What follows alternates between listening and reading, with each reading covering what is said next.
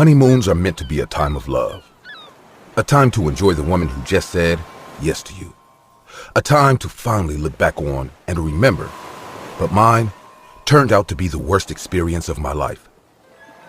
My name is Noah Michael, and this is my story.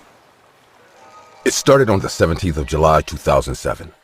Me and my lovely wife, Adriana, had just had the best day of our lives. We were also planning on going to the best honeymoon ever. And after thorough planning, my wife had suggested a place called Hearts Crossed Lovers. It was an island resort that was out of the country, and she said she'd seen it in a magazine a while back, and she thought it'd be the perfect place for us to start the rest of our lives. I remember saying, the review said there's so much love in the atmosphere, you could literally die. I wasn't really into the location. All I knew was that if we were together, I would be happy. So we boarded a plane the next week, and we went to the island resort.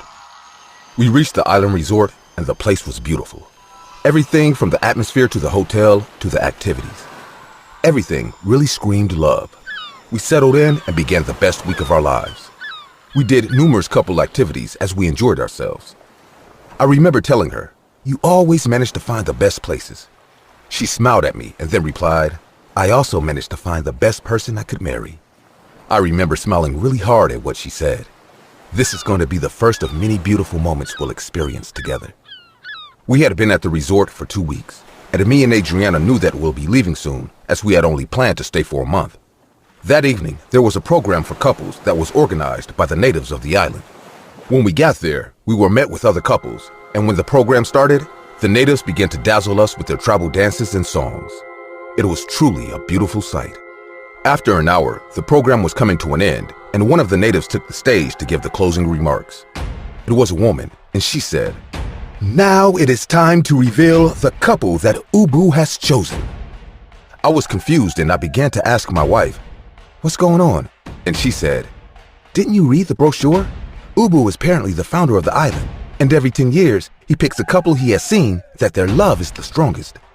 I remember still being confused, so I said, "What?" And she said, "It's just a silly tradition done by the natives of the island." As I was about to ask another question, cheers erupted around us, and we looked to the stage to see native island women pointing directly at us, as we had apparently been chosen as the couple of honor. I was still confused, and they began to decorate us with beads and seashells. I called a waiter aside to explain, as my wife wasn't really explaining what was going on well, and he said, "It's a traditional thing done every 10 years by the villagers. Once they choose you, you will be taken by the villagers to see exclusive sites around the village and to participate in some exclusive activities." The next morning, the activity started off with a drama acted out by the natives, and it told a story about the founder of the island, Ubu. It said he found the love of his life on the island, and he decided to share the love he found to the island visitors. The narrator said, "And the love of his life told Ubu, 'My heart is so full of love for you, and if I could give it to you right now, I would, as I know this love will diminish within the coming years. So if you could take it, my heart as it is ripe and full of love now, I will gladly give it to you.'" I was still confused and perplexed at everything that was going on, as I didn't understand the cryptic story.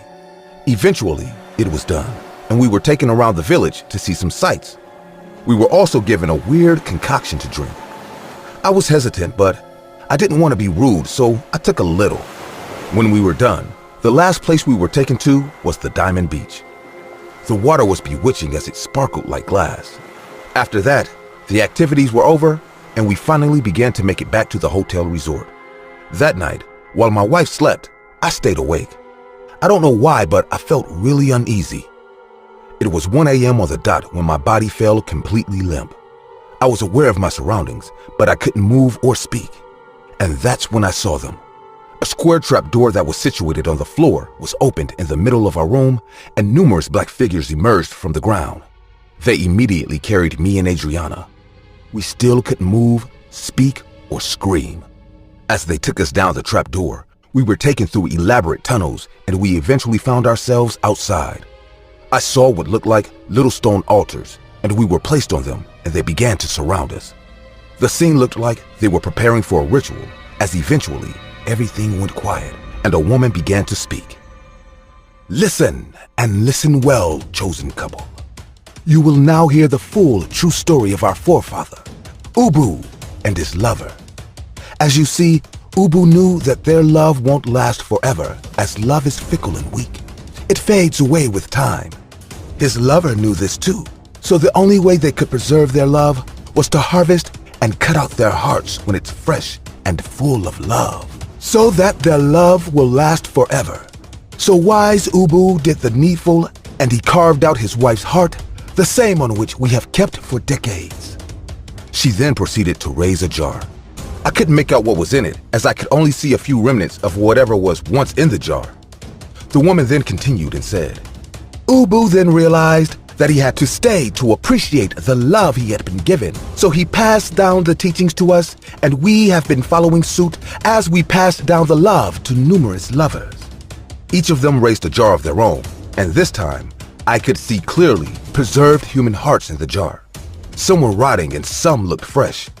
And that was the moment when I screamed. My wife Adriana began to scream too at that sight.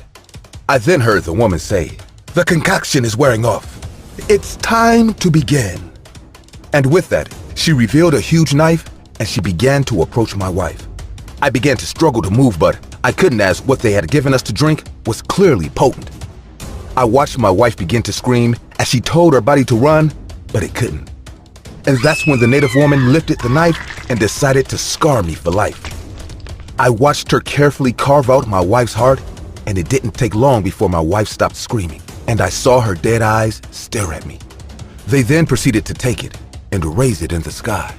The native woman then said, "Your love has been preserved, and it will be for many years to come."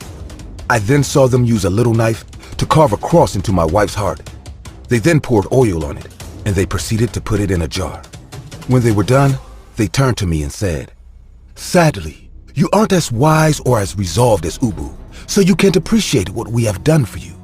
So, we will send you to be with your lover soon." I didn't scream or fight, as all I wanted to do was die, as I had already died inside when I saw them kill my wife in the most horrific way. They then carried me and my wife's corpse to the Diamond Beach, and they threw us into the water. As the waves carried us farther out, I felt the ice-cold water seep through my skin. And as I saw my wife's corpse float out of my reach, I felt anger fill me as they had taken away the love of my life. I tried to reach out to her body, but I still couldn't move my arms.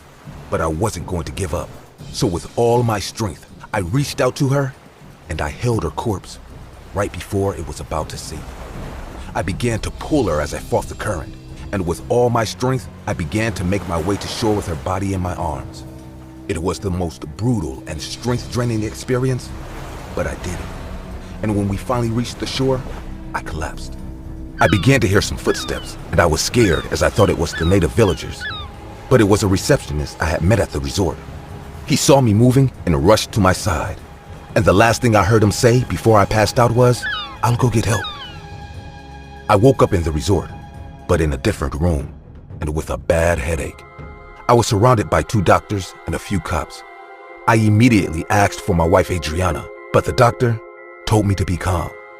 I began to cry, and with tears, I told them everything that happened. Later that day, the village was raided, and everything I told them was true, as they found the shrine, the altars, and over 30 preserved human hearts. The investigation took place, and it was revealed that the villagers had killed over 30 couples. I was given Adriana's body to bury, and taking it back home to bury was the worst feeling I ever experienced. 14 years have passed, and nothing has changed. People tell me that I'm lucky to be alive, but there is no day I don't wish that I had died with my wife, as the only reason I fought was to get justice for her, and even then, it wasn't enough. But even though I still stand and breathe, when those people carved out my wife's heart, they carved out mine, as I feel nothing but emptiness in my heart, and I know it's the only feeling I will have for the rest of my life.